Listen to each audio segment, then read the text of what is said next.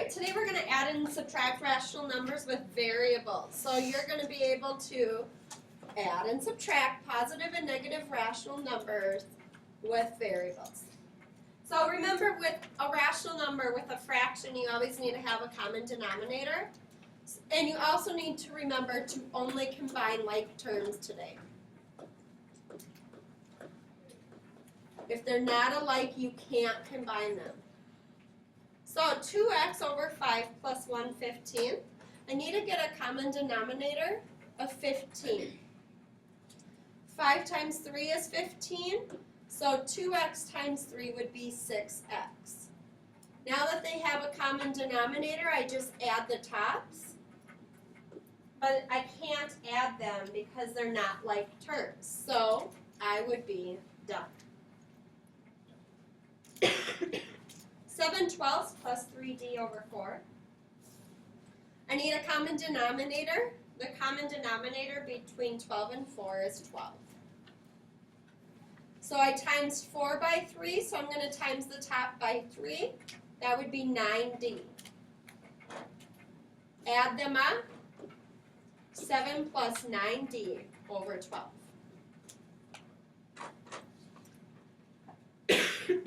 So that's your learning target there, having a variable on top, finding a common denominator. The biggest thing that you need to know is whatever you multiply the bottom by, just multiply the coefficient and add the variable. That's all. Now we're going to have the variable on the bottom. So to find the common denominator, think of this: 1/2 plus 2/5. We know that the common denominator is 10. And what we always learn is whenever you're in doubt what the denominator should be, multiply the two. Okay, whenever in doubt. So we went 2 times 5 is 10, that's how we got that. So what you want to do to find the common denominators is multiply the two denominators. That's what you want to do. Multiply the two denominators. Finally, you'll find the new numerator. So multiply the two denominators, find the new numerator. So 4 over z minus 17/10. Okay, so I need to find a common denominator. I don't know what my common denominator is, so you multiply them. 10 times z is 10z. So my common denominator is 10z. Now my new numerator. This is where I kind of love this, actually. What did I multiply z by to get to 10? Z? 10. So multiply the top by 10 and I get 40. What did I multiply 10 by to get 10z? Z. So multiply 17 by z and you get 17z. And now I can do the subtraction. And it looks like it's 40 minus 17z. Can I find that? Are they like terms? No. So you leave it like that.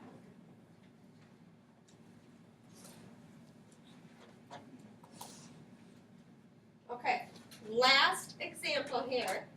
Negative 3 over 2a plus negative 5/7. I'm going to go ahead and, I can't move that down. Darn it. So I don't know what my common denominator is between 2a and 7. So whenever you're in doubt, you just multiply them. 7 times 2a is what?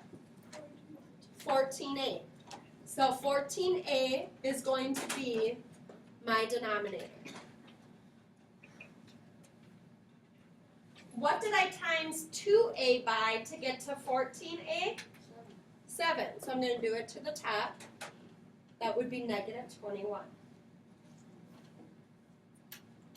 What did I times 7 by to get to 14a? 2 what? A. 2a. So I have to times this by 2a.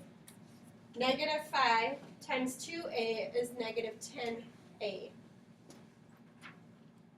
Now they have a common denominator of 14a, and I can just add the tops. So it's negative 21 plus a negative 10a. You can go ahead and turn that to subtraction too, if you want.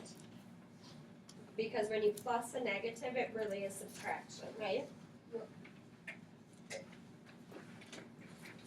You also could, the best way to do it, remember I've always told you that the variable should be first, it's proper math etiquette. So the commutative property of addition says I can flip these two. So it could be negative 10a plus a negative 21 over 14a, which then simplifies down into negative 10a minus 21 over 14a. That's my fave. That's every mathematician's favorite one, because the a is first and you don't have two signs in the middle. And let's look at this one.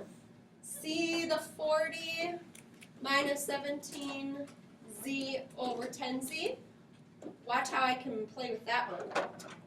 Turn this to plus a negative. Now that it's plus a negative, the addition property, the commutative property of addition says I can flip. So negative 17z plus 40 over 10z. That's the favorite way to write it too. If you can ever put, always try to put the variable first. It doesn't have to be, well, soon enough for you it has to be, so you might as well do it. All right, is that, now we're just gonna practice. So on your whiteboard, I want you to practice with the following problems. Okay, so the first one already has a common denominator, so now I can just combine the numerators. 4x plus a negative x is 3 x's, so that's my final answer, because I don't need to simplify. My next one, I also have a common denominator, so I don't have to find that.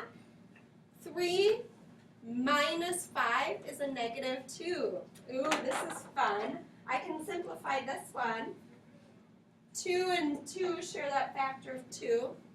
So you just divide them both by 2, and you get negative 1 over 1x, which is just x. That's fun. I liked that one. Alright, the next one, I definitely need a common denominator between 6x and 8. My common denominator between 8 and 6 is 24, and then just throw the x there. So it should be 24x. I'm going to move this a little bit. 24x. So 8 times 3x gave me 24x. So 6 times 3x, uh-oh, this is interesting. This is challenge mode here. This is 18x squared, actually. X times x is x squared. So 6x times 4 gave me 24x. Times 5 by 4, and I get 20.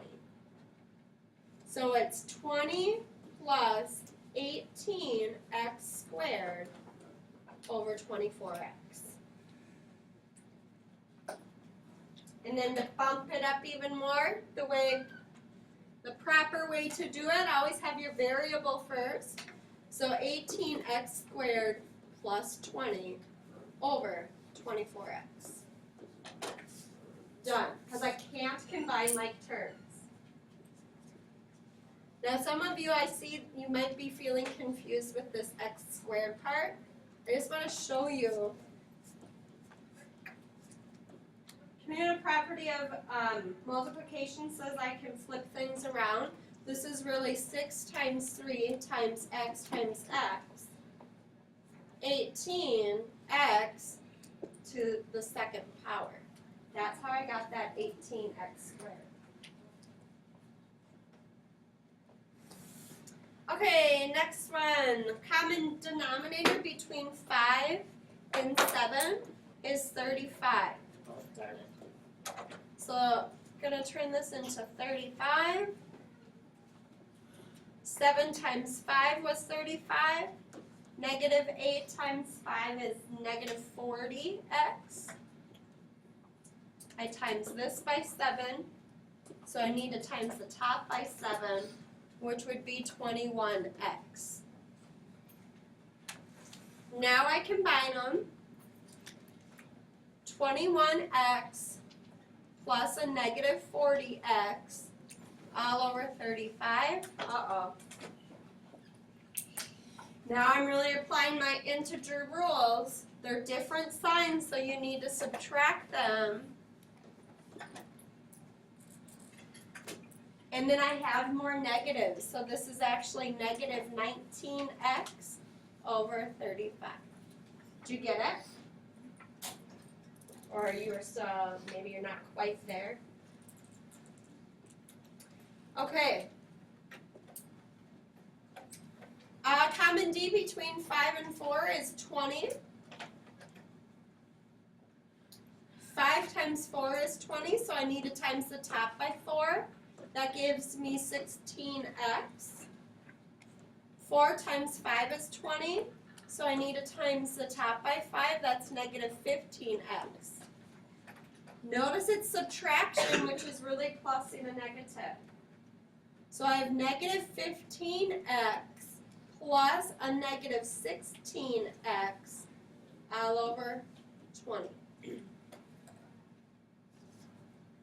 which is negative 31x over 20.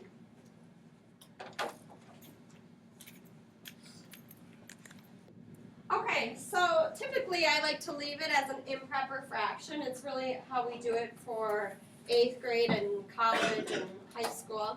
But 7th grade standards, you still turn it into a mixed number.